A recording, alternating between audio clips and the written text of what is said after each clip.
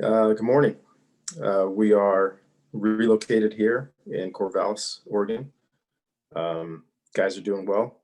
Guys are adjusted to new surroundings and got a good practice in last night. I think we're settled into where we are and ready to go. I don't know if there are any local parks where we'll be able to do a walkthrough or not. Haven't checked that out yet, but I think our facilities right now are great for us. And Oregon State has been great to us to give us a place to practice and prepare. On the injury front, got a bunch of guys that are banged up. That was a very physical game against Washington last week in all three phases. Both Connor Weddington and Michael Wilson will not be with us. They will not play either, probably for the rest of the season.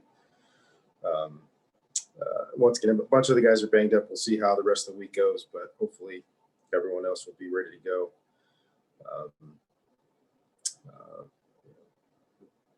Excited for our team. We're not where we would want to be necessarily yet, but we are playing a lot more like we want to play and more like we're capable of playing. So, our young offensive linemen are growing and getting better. I think Davis is now in full swing after the first 2 weeks not really being able to be himself, I don't believe. Defensively, thought we played a good game, especially in the first half. Second half, hey, this is big-time college football, and the other team's going to make some plays. They made a couple of really, really great, difficult acrobatic catches that, hey, when you got good coverage and a guy makes a great play, you just pat him on the back and say, let's line up again. But excited about how we finished the game. In particular, special teams did well. Blocked another PAT. Defensively, we did get some critical stops. And then offense, keeping the ball for the last almost 8 minutes of the game, being able to kneel on it was a big thing for us and our team. I've been talking about this with our staff for a while, and being one of the youngest teams in college football, one of the things our guys need experience, and to have the experience these last 2 weeks of being in a tight game and doing what it takes to come out on top is something hopefully that continues to stay with this team, for as long as we're together, because all we're going to have now is road games from here on out, and these things are hard even without a crowd. Being on the road and winning a tight game against a good team is difficult. So take that mindset into this week. Watch Oregon State, knowing that they are similar to us. They are scrappy. They play hard. They play physical. They've got some guys you have to account for. I anticipate being another close, hard-fought game. Questions? First question will go to Rusty Simmons from the Chronicle. Rusty, go ahead. Coach, you mentioned already being there in Oregon. Now in the second week of this relocation, what did you guys learn last week that you'll take with you trying to do this again? Well, I think it's just, it's like going from, my dad used to say, going from, grade school to high school to college, to whatever professional world is. You don't change who you are, you don't change what you do, but you just learn a little bit more. And the progression of dealing with these COVID situations that come up, our guys, right, they're the ones that came up with the phrase relentlessly adapt. Our guys have just said, hey, whatever happens, we're not going to waste time worrying about it. We're just going to adjust. And last week was an adjustment, and it didn't take us 3 days to get adjusted. It took us a day. Now relocated here to Corvallis. I checked in with a couple of guys yesterday, and Malik Antoine, had the line of the day to me. Is that, Coach, we're just starting to have fun, and so many of us, quote unquote, adults, we always forget that these young people, they adjust so much quicker than we do. They handle these things better than we give them credit for sometimes. So as far as they're concerned, they're college kids. They're on a road trip. They get to play football with their best friends, and they're not in school. So, and they're getting 3 squares plus a snack every single day. And for them, hey, life is good. So we'll continue to push them to prepare and get ready. But our guys are in a good mental state right now. Logistically, last week you were talking about administration, coaches, players, operations, equipment, medical staff. Can you give me an idea of what has been the maybe there's 100 answers. Logistically, what's been the most difficult thing during this? Oh, that's hard. The most difficult thing getting up to Seattle was just the short turnaround. Don't make no mistake, we didn't make the final decision until Sunday night, and we're out on Tuesday. So you can imagine all of the logistics, and it's everything and everybody: doctors, trainers, equipment, operations. And probably the most difficult thing was trying to find a place to practice on Monday night. I'm sorry, I said we were on flat Tuesday. We're actually on the bus on Monday. No, I'm sorry, it was Tuesday. It was Tuesday. Trying to find a place to practice Tuesday night, and we had to get a Tuesday practice for a Saturday game.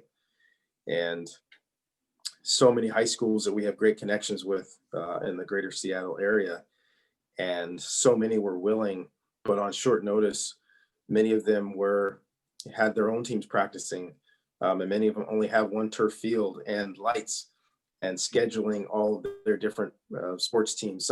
Some places were doing things with their community, and the community was using the field. Some places there wasn't enough time to get a turnaround to actually get all the people to okay, from the football coach to the principal to the county officials to the health officials. Which is why, initially we were not going to be able to use the indoor facility at Washington. I think they had things scheduled, and then we had to go back to them and say we have no place else to go. We could handle it for Wednesday, but for Tuesday we have nothing. So grateful to the University of Washington to allow us to use their indoor facility. Otherwise, I don't know that the game would have been played. So that was the most time pressing thing, was to find a place to actually practice on Tuesday. And then everything else, just took a bunch of phone calls and some willing partners from rental cars to moving companies to get all of our stuff where it needed to get. And then last one on this, if I may, you joked about the public park walkthrough. It looks so odd from the outside to see an FBS Power doing that. Are there other interesting things that you guys have run into along this path? Well, I think that was the most interesting thing. And that was purely by choice for us. And one of the things that just is scheduling is difficult is typically you get 2 buses, you put everybody on 2 buses and you go. Well, nowadays, worried about high risk exposures. And even if somebody has a false positive for 24 hours, everybody that has close contact with is out for those 24 hours. So we had to rent more buses to spread guys out even more. So, but still, every bus ride is a potential for high risk exposures. So for our walkthrough day, let's not get on a bus. Let's see if we can try to not get on a bus. Let's see if we can find some place close. And we've used parking lots at hotels, et cetera. And there were 2 parking garages that were right across the street from our hotel. And from our rooms, we could see that they were basically empty. So, hey, let's just walk across the street, get up there. It's a COVID world, so not a lot of people are out and about shopping. And but we got removed from the parking garage, which is right next to the park. So we say, let's just go down to the park. And we had obviously passerbys, some that took pictures. Had a lot of ducks that were walking through the walkthrough, which the guys really loved and appreciated, because the ducks were not afraid of us, which is awesome. But once again, the mentality of our team right now is to take things in stride and take it with a positive attitude and a grateful heart, that we're able to play.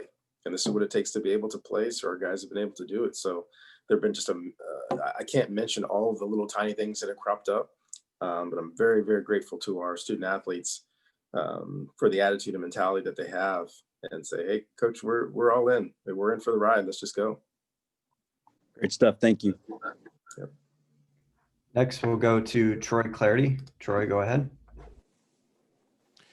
Hey, Coach, a couple things. Number one, the wide receiving and the depth core, the depth of the wide receiver core talked about a lot during the run up to the season. Obviously, that depth is now going to be tested more than ever before.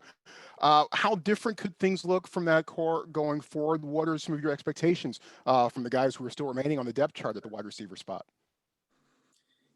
Yeah, Connor and Mike have been so great for us. Connor's fourth-year senior, voted a captain, return man, as well as a definite big-time receiver for us.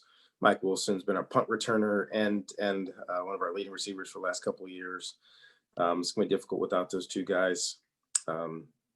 Simi Fehoko, stepped up during the game, and one of the things that I loved about Simi during the game was, he's always been great. He really has. I love his personality, and you could tell when those two guys went down, it's almost like he grew 2 inches. And it was like, hey, I'm here. You guys need me more, so I'm ready to go. And even practice the other day, jumping up to the front of the line and saying, hey, I got to lead this group. It's as hard as it is to see those two guys not play for us. That's how excited I am to see Simi really step up and realize I got to lead this crew now. And but I think you also saw Bryson Tremaine this entire year. There's a reason why he was put on scholarship. We wear those wearable things that we to make sure we know how far guys are traveling. It's mainly for health and safety. Nobody on our football team travels more distance than Bryson Tremaine, both in practice and in games, covering kicks, all over special teams, coming in, making plays. Guys made 4 unbelievable catches. Just this year. So he stepped up and made big plays. Elijah has really come in, and we knew he's got a really high ceiling, and he's kind of had a bit of a slow start. And then now this past game thrust into more playing time. He caught 5 balls this past game, and really tough catches with guys on his back. This is a 235-pound quasi receiver, quasi tight end that we think has a chance to be really good. So we've got 3 guys right now that have stepped up. You'll see the depth chart. We've got a couple more guys that are right behind those guys. So we still have depth. Once again, I'm beating a dead horse on this all year. Our depth this year is completely different than last year. Last year, when we got a couple of guys down, we were really, really struggling. This year, hey, we're putting guys in and we're good to go. We've got 3 guys that are ready to go that have played a lot. Got 3 guys right behind them. And we got 3 more guys right behind those guys if somebody else goes down. So there's a great comfort level with our guys right now. And now we don't have to change a whole lot schematically. We're just going to go out there and play.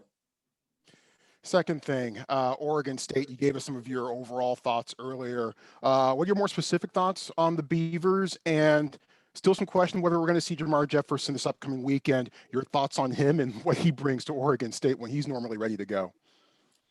Do I have a vote whether or not we see Jamar Jefferson? Are we voting? I think he's been the most explosive back in the conference. He's a special player. And I hope for his sake too that he does play. All these games are better when our top players play. If you can't play, I get it, I understand it. It's just the crazy world we live in now. But he's a difference maker. What you see from them offensively is multiplicity. There's so many different things. Jonathan Smith has done such a great job for how he has taken that group.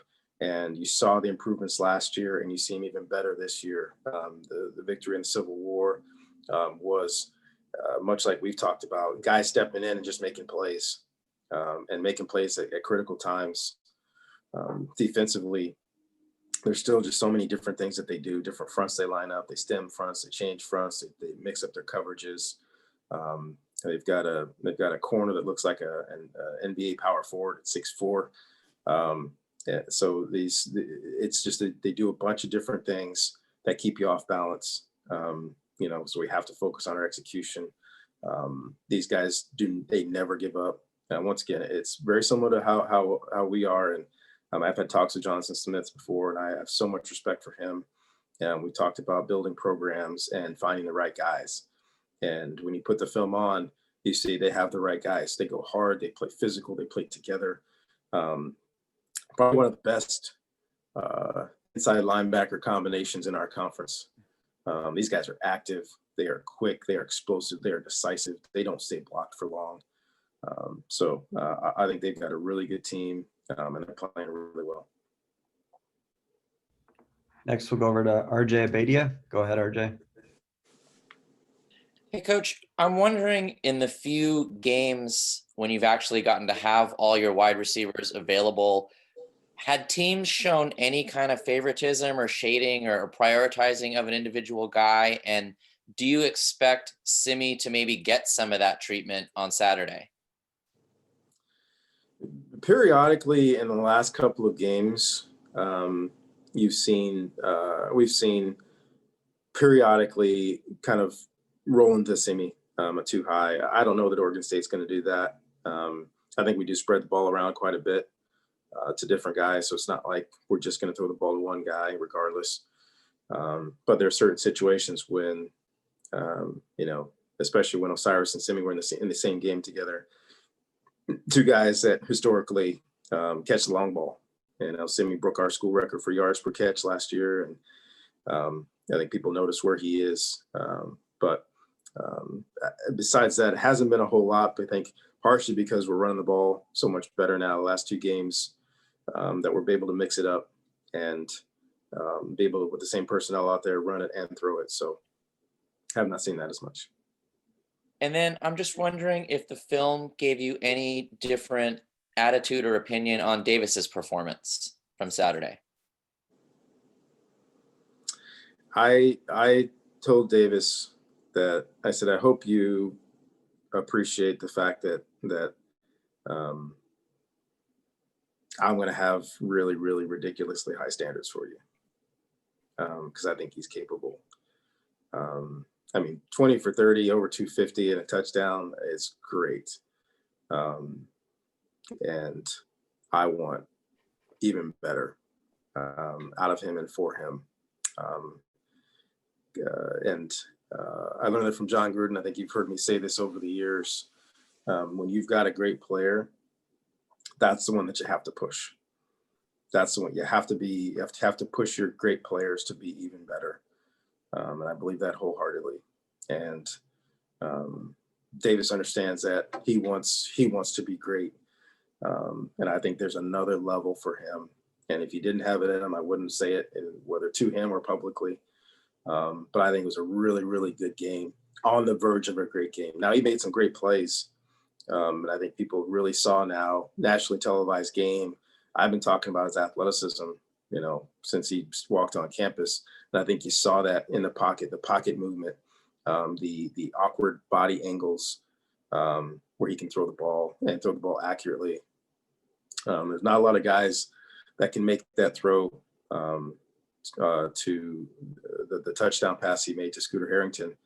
If you really saw the body position that he was in, quick play action to the left, kind of bearing down on you, and still not be able to get the ball. You get your feet back around and flick that ball and have it go up and down in the back corner of the end zone over outstretched arms of a defender.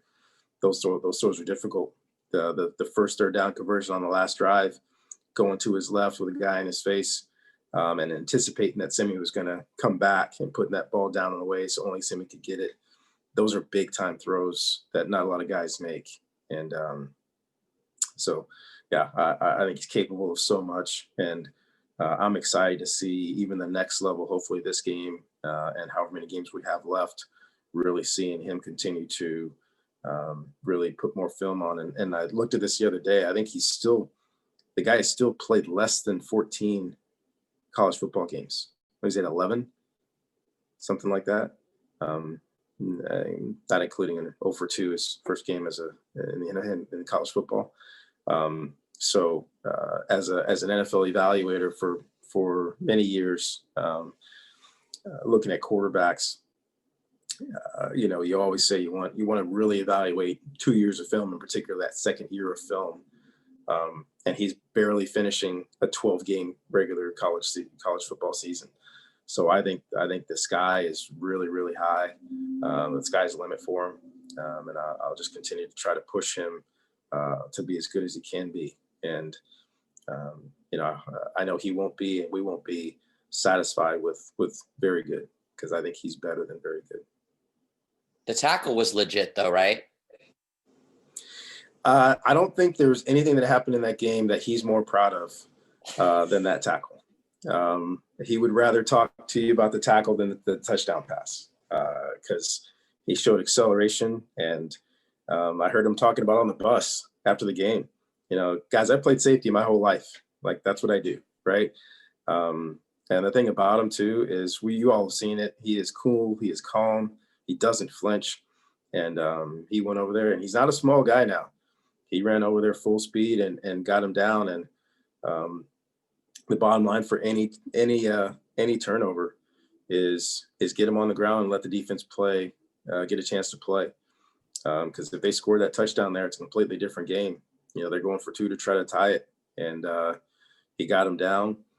We played a really good defensive stance. One of the plays of the game was Dalen Wade-Perry getting a great pass rush and forcing that offensive holding. Without his extreme effort there, without that holding call, same thing. Now they're going for 2 to try to tie it. So now we push them back even farther, and we force a field goal, and the offense runs the clock out. So extreme effort towards the end of the game, really things that turn the game around. Thank you. Next, we'll go to Jacob. Jacob, go ahead. Hey, Coach. First off, I was wondering about establishing tendencies in the passing game. We've talked, and you've talked about, being comfortable with establishing a tendency if something's working, and then picking a opportune time to break that tendency. When the offense is clicking like it was Saturday at Washington, can you talk about when you decide to pull that trigger and break a tendency that you've established with targeting certain routes or doing a certain play action? So there are a couple different answers to that. The two most important answers, because there's a lot of subtlety. John Gruden, I'm a John Gruden disciple, and he used to always say, play calling is a combination of your preparation and your gut. So sometimes it's pure preparation, sometimes it's just gut. That last third down conversion to Simi, I threw him at a position he doesn't play. I said, hey, go to Z. We're calling this play. We feel like it's going to be 2 verticals and on that side, and get back out there.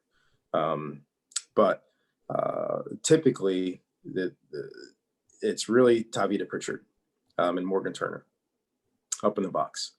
So we have preparation for, this is what we're doing well. If the opportunity presents itself, then we'll call these other plays, which are different than what we're doing. So that from the field, it's too hard to see.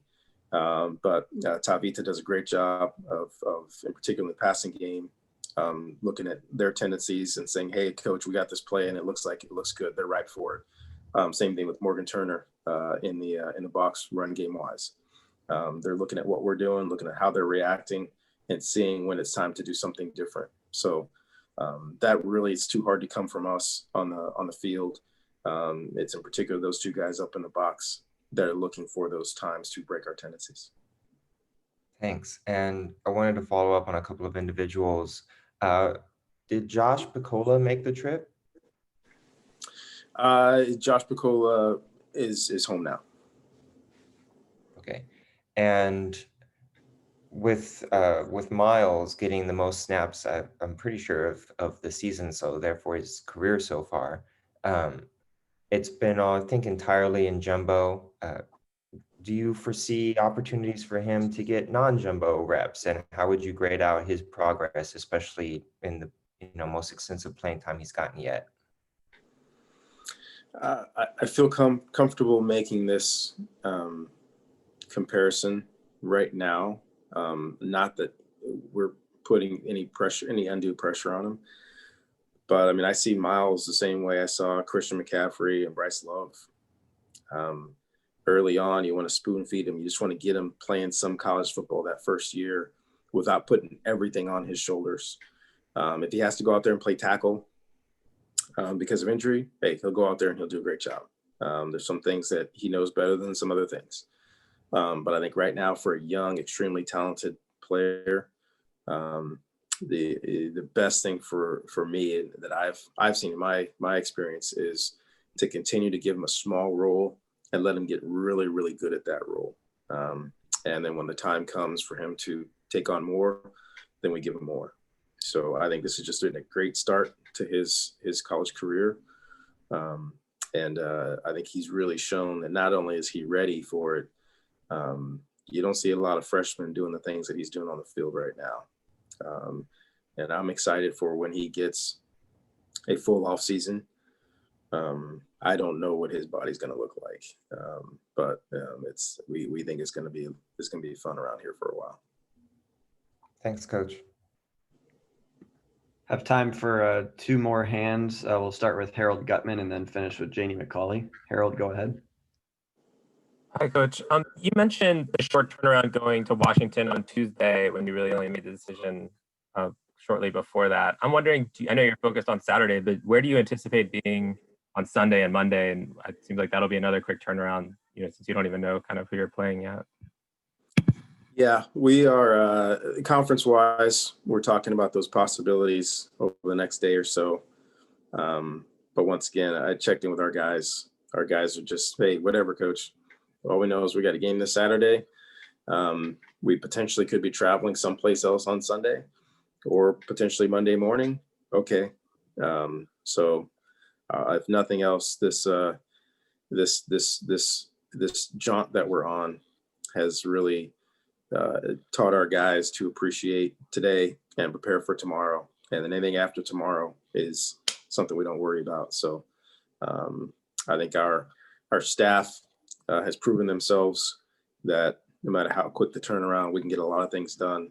So our coaches and our student athletes are just preparing for this week, knowing that, whatever happens, we'll be ready. You obviously had that game against Washington State already kind of canceled. Would you prefer to just kind of extend your trip to the Pacific Northwest and reschedule that one? Yeah, we're a traveling band right now. Just tell us the venue. We're good. I was talking to a couple of guys yesterday. I keep mentioning John Gruden, but John used to always talk about the Rolling Stones. No matter where they play, they're going to bring the house down. It doesn't matter.